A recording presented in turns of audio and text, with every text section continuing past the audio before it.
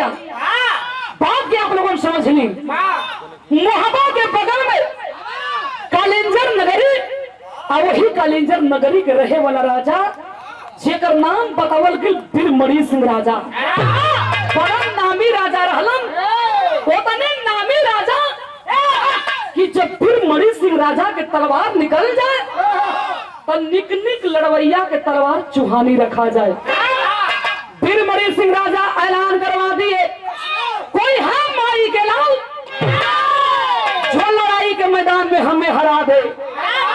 चारों तरफ पाती घुमा है बाबूजी, जेकरे सामने जाए चिट्ठी के मोड़ के सब रख देवे, कहे रे भैया ई मामूली लड़वैया हुआ मन सचे के चाह गिलन फूर चटा के छोड़ देलन और इनकरे संग के लड़ी। चारों तरफ के लोग इनकार कर दिए, लेकिन गोंडा रियासत के रहे वाला गगन सिंह राजा के बेटा चढ़ल जवानी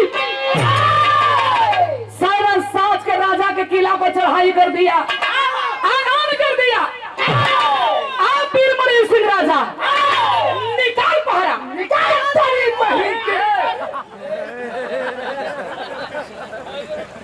कलम बहुत बड़का लड़वैया बनत हुआ ना तैयावा आज थाह लगाई।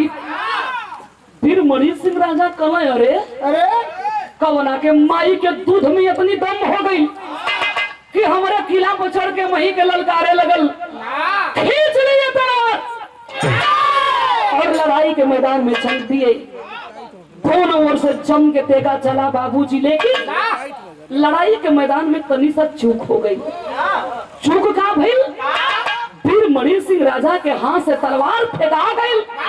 गगन सिंह के मौका मिला, राजा के गर्दन पर तलवार लगा दिया। बोले आप बीरमणि सिंह राजा, बोल गर्दन काट दी कि छोड़ दी। कलम भैया पूरी दौलत मिला लेकिन हमें जिंदा छोड़ दा।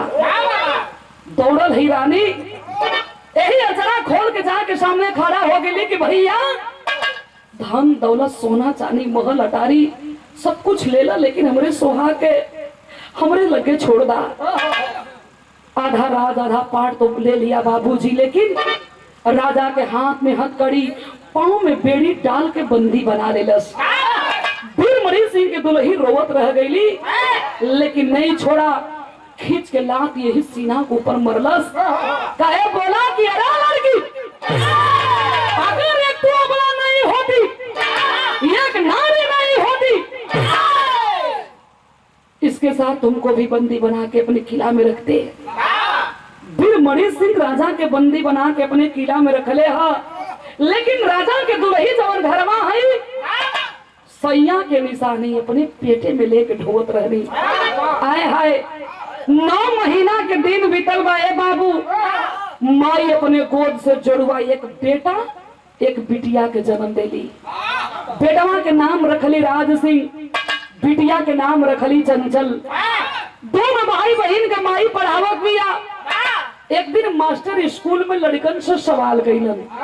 सवाल का कइलन कि बेटा ये बतावा कि मेहरारू के मुख्य श्रृंगार का है। जी मोटर साहब उठलाली। मेहरारू के मुख्य श्रृंगार उठलाली होला। कौने कॉलेज में पढ़ले हो? हरिया इंटर कॉलेज में। जौने कॉलेज के नाम बा ओमे कौन पढ़ाई होत हुई। और ये पुरस्कार 101 रुपया अभिषेक यादव बलेसर के धरती से। अच्छा भैया के ATM कार्ड भुला गिल बा, जे भाई ले ले हो मंच तक ले आके पहुंचा दे चुकी, अब वो दूसरे के काम ना आवे वाला है। ये पुरस्कार 101 रुपया भैया के प्रणाम। राज सिंह खड़ा हो गई स्कूल में, की गुरुजी हमार माई बतावेला कि मेहरारून के जिंदगी में कोनो सिंगार हइयो ह तो वो करे मांग के सिंदूर। ताली बजल छुट्टी भइल बा, सब लड़का अपने अपने घर की ओर तैयारी बना के चलल हुन, लेकिन 2-4 ठे लड़का दोनों भाई बहन को ही रस्ती में छेक लेलन। कलन अरे राज सिंह बड़ी बड़ी बात स्कूल में बतौले, लेकिन एक कभी अपने बाबू के देखले। बाप के जब नाम मिललस तो दोनों भाई बहन के कलेजा धड़के लगल। कलम बहुत सिंदूर के नाम में रहले। तोरे माई के मांग में ना कबो सिंदूर देखल गई ना कबो तोरे बाप के देखल गई। तोहन के बाप के हुआ कि बिना बाप के हुआ? जाके ते अपने माई से पूछी है। हमन तो लड़का लेकिन पतिया करेजा के छेदत निकल गई। माई के ममता देखा दोनों लड़का लड़किन के अपने देखलस। आगर भागर में दौड़ के लोटा के पानी लेके आइल। ए बेटा मुंह धोला खाना निकाला तनी दुख और खा ला।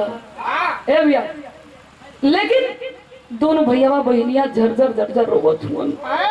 माई खियावल चाहत हो ना तो यही खनवा में 2 पुड़िया जहर मिला के खिया दा ना जियल जी ना है गौवा के लोगन के ताना बर्दाश्त कइल जी।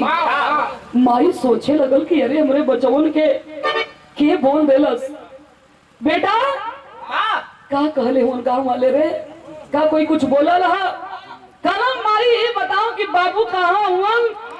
और बाबू जब जिंदा हुवन तही तोर मंगिया सुनी काहे हा? माई के करेजा फाट गिर हो बाबू। कहाँ छोड़ हटा खाना आके आराम से 2 घंटा सूत लग कहा ना माई।